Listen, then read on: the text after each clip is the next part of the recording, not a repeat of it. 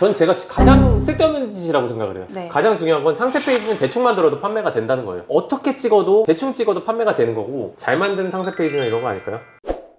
자, 오늘은 상세 페이지를 잘 만들어야 되냐, 어떤 상세 페이지가 잘 만든 상세 페이지냐를 설명을 한번 드리려고 해요. 이 상세 페이지를 잘 만드는 것도 물론 중요하지만 왜 잘 만들어야 되는지 그 이유를 분명히 아셔야 돼요. 일단 상세 페이지를 잘 만들어야 되는 이유 중에 하나가 어떤 상세 페이지냐, 그러니까 구매 전환율을 올릴 수 있는 상세 페이지. 딱 클릭을 했는데 들어갔는데 내 상품이 뭔가 특별해요. 그러면은 보다가 보면서 마지막에 최종적으로 리뷰도 볼 거고, 보다 보면서 이거 괜찮나 보다 하고 구매를 할 수밖에 없게끔 만들어야 되는데, 네. 가장 중요한 건 상세 페이지는 대충 만들어도 판매가 된다는 거예요. 정말 제품에 있어서 상세 페이지보다 가장 중요한 거는, 저는 제가 봤을 때는 리뷰예요.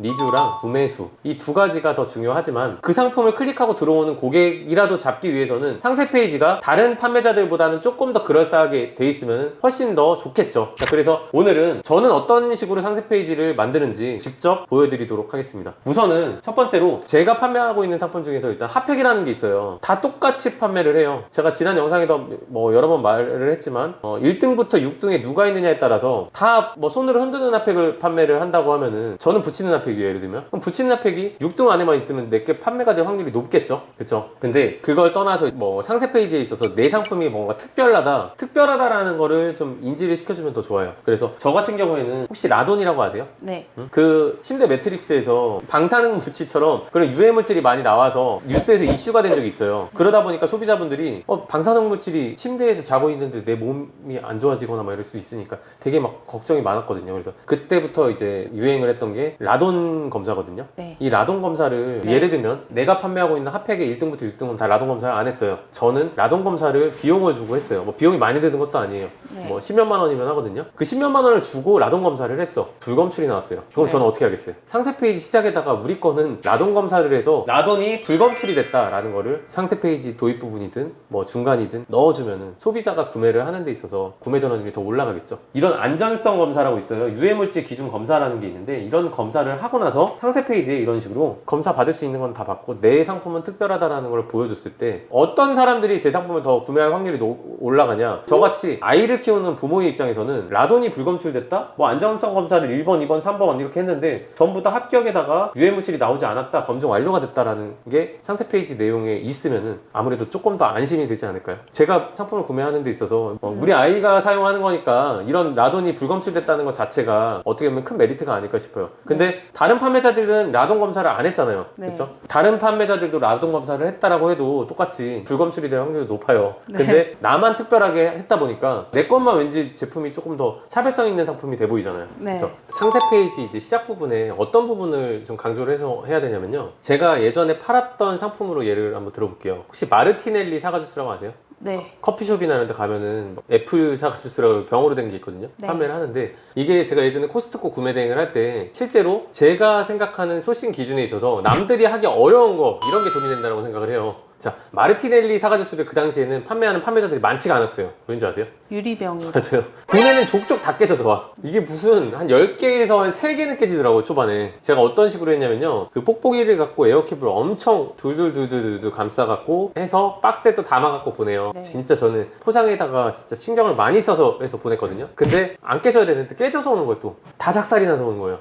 그래서 안 되겠다 싶어갖고 저는 방법을 좀 바꿨죠. 포장에 엄청 꼼꼼하게 신경을 썼는데도 10개 보내면 3개씩 파손이 오니까 이거는 배보다 배꼽이 더 큰 거예요. 네. 손해가 많이 나는 저거였는데, 그렇다고 남들 다 안 하니까 저는 어떻게 했냐, 이거를 분명히 나는 어떻게든 해갖고 이 상품을 혼자만 독점으로 판매를 해야겠다. 왜냐면 다른 판매자들도 다 깨져서 오니까 배보다 배꼽이 크니까 그냥 하다가 취급을 안 하더라고요. 네. 그래서 저는 어떻게 했냐, 이 포장을 보완할 방법을 좀 찾았어요. 병과 병 사이에 유격이 있으면은 부딪히면서 깨져요. 그래서 하나하나 납병으로 들어갈 수 있는 그 마르티넬리 사과주스에 박스를 맞췄어요. 네. 주문 제작해서. 네. 그거를 이제 그렇게 변경을 했더니 다음번부터 보내는 게 하나도 파손이 없더라고. 그럼 저는 상세 페이지를 어떻게 했겠어요? 파손이 없다고. 맞아요. 이거 어떤 사람, 이거 판매자인데 다 깨져서 왔어요.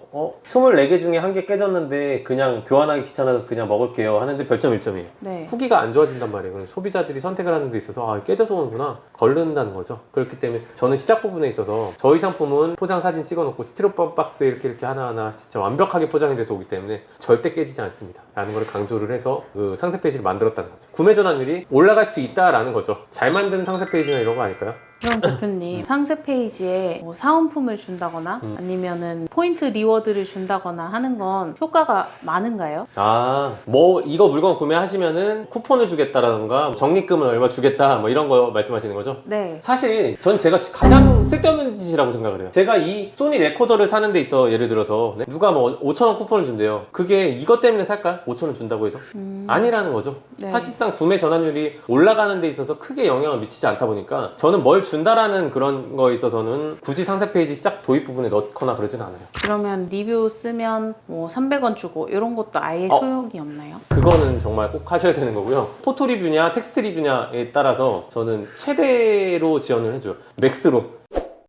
상품 사진을 찍는 거에 있어서도 예를 들면은 썸네일은 이 소니 캠코더를 찍는다고 해요. 가정을 해볼게요. 이 상품을 딱 찍는데 이거를 뭐 대충 찍었다 그래갖고 아니면 그럴싸하게 찍었다 그래서 판매량이 엄청나게 올라갈까요? 아니요. 그렇지 않아요. 대충 찍는다고 해서 판매량이 떨어지거나 그러지 않고 일단 리뷰가 가장 중요한 거고요. 그 다음번에 상품 썸네일을 저는 이런 식으로 합니다. 이 상품을 대신 사진 찍어서 뭐 상세 페이지 만들어주는 업체들도 많아요. 하지만 우리는 비용을 최소한으로 줄이고 효과를 늘려야 되는 상황이니까 효율적인 상세 페이지를 만들어야 되다 보니까 직접 찍는 방법을 알려드릴게요. 지금부터 제가 어떤 식으로 상품을 사진을 찍는지 보여드리도록 하겠습니다. 어플이 있는데요. 이런 이제 어플이 있어요. 이걸로 해서 사진을 요즘에 어플도 되게 잘 돼 있어서 이걸 찍어볼게요.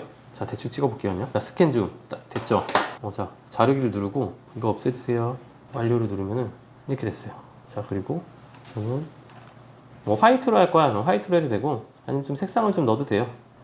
이거 괜찮다. 저 핑크빛이 좋아요.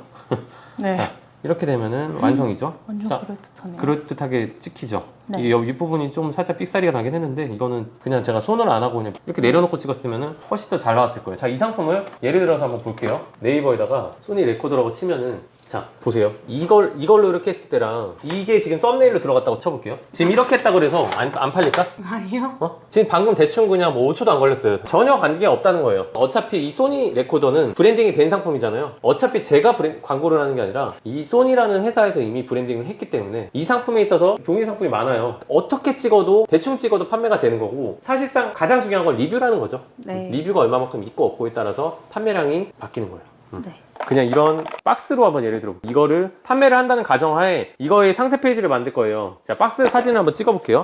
여기다 놓고 이렇게 찍었죠. 이게 지금 보면은 위랑 아래랑 비율이 안 맞아요. 박스 네. 크기의 비율을 좀 맞춰주면 좀 그럴싸한데 좀 뭔가 삐뚤어 보이죠? 네. 이 삐뚤어진 거를 좀 쉽게 잡는 방법에 대해서 알려드리도록 할게요. 자, 포토샵으로 상품을 이렇게 불러와 주시고 이게 제가 상품에 보시면은 이 전체적으로 삐뚤게 찍었다는 거죠. 보여드릴게요. 여기에 보시면 포토샵 기능 중에서는 이 격자가 있는데 이 부분을 자로 맞춰 주셔야 돼요. 위치를. 자, 여기 보시면 엄청 삐뚤어져 있네요. 그렇죠? 자, 그리고 반대쪽도 똑같이 위에서도 똑같이 당겨서 맞추시고 여기서 컨트롤 T를 누르고 이 끝부분을 잡고요. 당겨 주시면 돼요. 옆으로 당겨 이렇게 해서 딱 맞춰주시고 끝점을 이쪽도 마찬가지로 당겨서 맞춰주시면 되고요. 아래도 마찬가지로 맞춰서 꼭지점 부분을 다 맞춰주시면 됩니다. 자, 그러면은 볼게요. 자, 이러면 끝이죠. 비포 애프터로 어떻게 바뀌었는지 한번 보여드릴게요. 자, 완성이 됐는데요. 보시면은 이게 비포 작업 전 사진 보면 삐뚤죠, 여기가 끝에가. 그리고 작업 후 사진 다 일정하죠. 별거 없이 그냥 크기 조절만 했는데 이렇게 상품이 다른 상품이 됐습니다. 이 정도의 기본적인 포토샵 사용 능력만 된다고 하면은 상세 페이지 크게 걱정 없으실 것 같아요. 자,